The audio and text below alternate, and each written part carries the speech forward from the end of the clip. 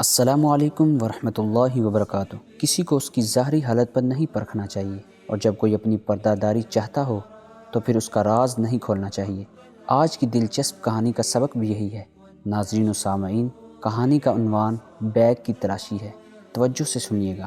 خواتین کے ایک معروف سرکاری کالج میں انگلش کا پیریڈ تھا کہ ایک طالبہ زور زور سے رونے لگی۔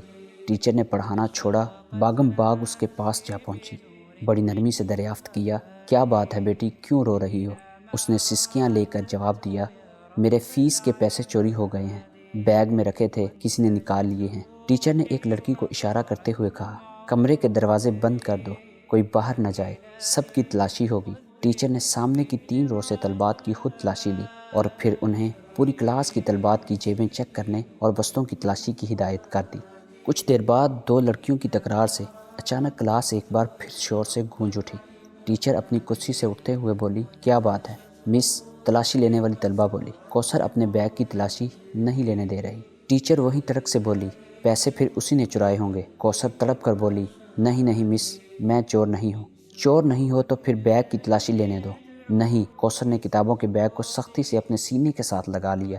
نہیں، میں تلاشی نہیں دوں گی۔ ٹیچر آگے بڑھی، اس نے کوثر سے بیگ چھیننے کی کوشش کی لیکن وہ کامیاب نہ ہو سکی۔ اسے غصہ آ گیا۔ ٹیچر نے کوثر کے منہ پر تھپڑ دے مارا۔ وہ زور زور سے رونے لگی۔ ٹیچر پھر آگے بڑھی۔ ابھی اس نے طلبہ کو مارنے کے لیے ہاتھ اٹھایا ہی تھا کہ ایک باروب آواز گونجی، رک جاؤ۔ ٹیچر نے پیچھے مڑ کر دیکھا تو وہ پرنسپل تھی۔ نہ جانے کب کسی نے انہیں خبر کر دی تھی۔ انہوں نے طلبہ اور ٹیچر کو اپنے دفتر میں آنے کی ہدایت کی اور واپس لوٹ گئیں۔ پرنسپل نے پوچھا، کیا معاملہ ہے؟ ٹیچر نے تمام ماجرا کہہ سنایا۔ انہوں نے طلبہ سے بڑی نرمی سے پوچھا، تم نے پیسے چرائے؟ نہیں، اس نے نفی میں سر ہلا دیا۔ کوثر کی آنکھوں میں آنسو بھر آئے تھے۔ بالفرض مان بھی لیا جائے، پرنسپل متانت سے بولی، جب تمام طلبات اپنی اپنی تلاشی دے رہی تھی تم نے انکار کیوں کیا؟ کوثر خاموشی سے میڈم کو تکنے لگی۔ اس کی آنکھوں سے 2 موٹے موٹے آنسو نکل کر اس کے چہرے پر پھیل گئے۔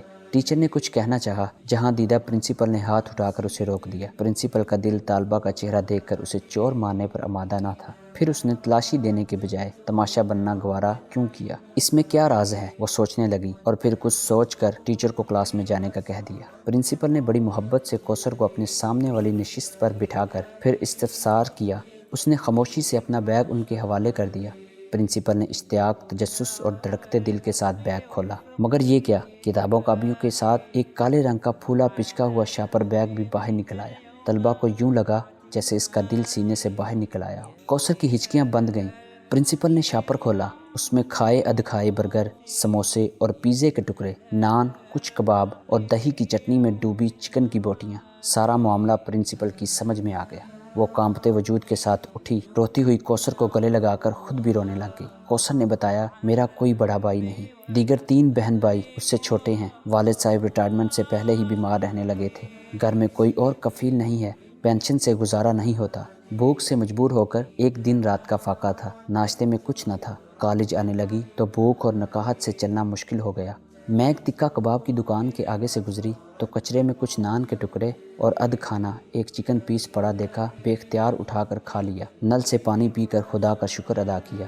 پھر ایسا کئی مرتبہ ہوا۔ ایک دن میں دکان کے تھڑے پر بیٹھی پیٹ کا دوزخ بڑھ رہی تھی کہ دکان کا مالک آ گیا۔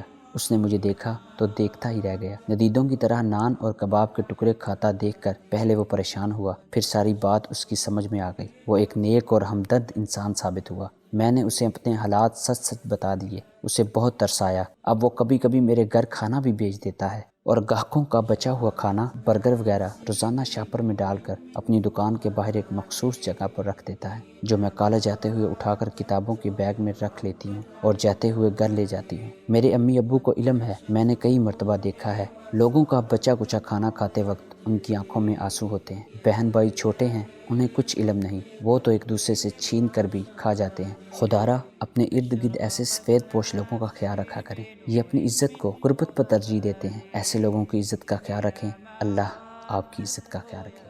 تو دوستو، اگر آپ کو یہ ویڈیو اچھی لگی تو لائک کرنا اور اس ویڈیو کو اپنے دوستوں کے ساتھ شیئر کرنا مت بھولیے۔ شکریہ۔